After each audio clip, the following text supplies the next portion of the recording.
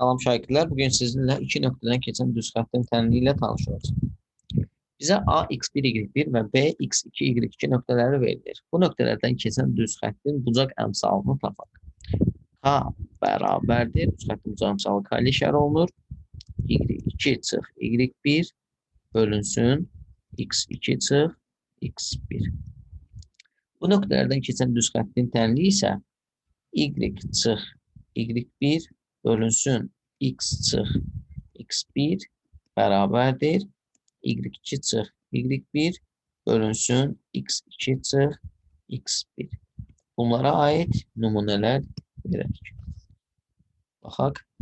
Bizə A2,8 və B0-2 nöqtələrindən keçən düz xəttin tənliyini tapmaq tələb olunur. Biz bunu iki üsulla həll edək. Birinci birbaşa düsturlayacaq. Burada bilirik ki, x1, y1 bunlardır. x2, y2 isə bunlardır. O zaman düstura əsasən y çıx y1 bölünsün x çıx x1 bərabərdir. y2 çıx y1 bölünsün x2 çıx x1.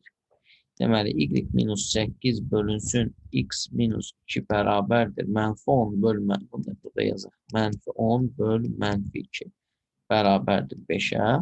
Deməli, y minus 8 bərabərdir 5, x çıxılsın 2. Y bərabərdir 8 bu tərəfə keçsə, olar 5x mötərizəni açaq, çıxılsın 10, üstə gəl 8. Yəni, y bərabərdir 5x çıxılsın 2. Bu nöqtələrdən keçən düz xəttin tənliyi y bərabərdir 5x çıxılsın 2. İkinci usul necədir? Əvvəlcə k-nı tapaq. Ümumiyyətlə, biz bilirik ki, düz xəttin tənliyi x bərabərdir kx plus b. Bu heç bu aydın məsələdir. K-nı tapaq buradan.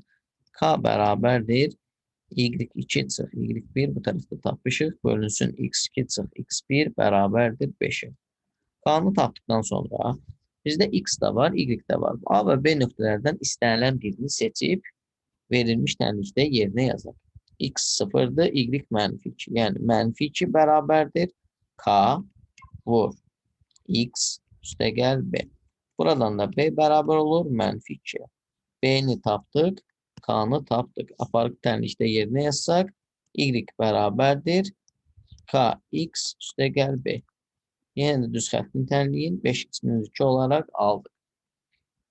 Digər nümunəyə baxaq. K-nın hansı qiymətində y bərabərdir kx plus 5 düz xətti 2,11 nöqtəsindən keçir. Aydın məsələdir ki, burada x 2-dir, y 11. Aparıb yerinə yazsaq, 11 bərabərdir 2k üstə gəl 5.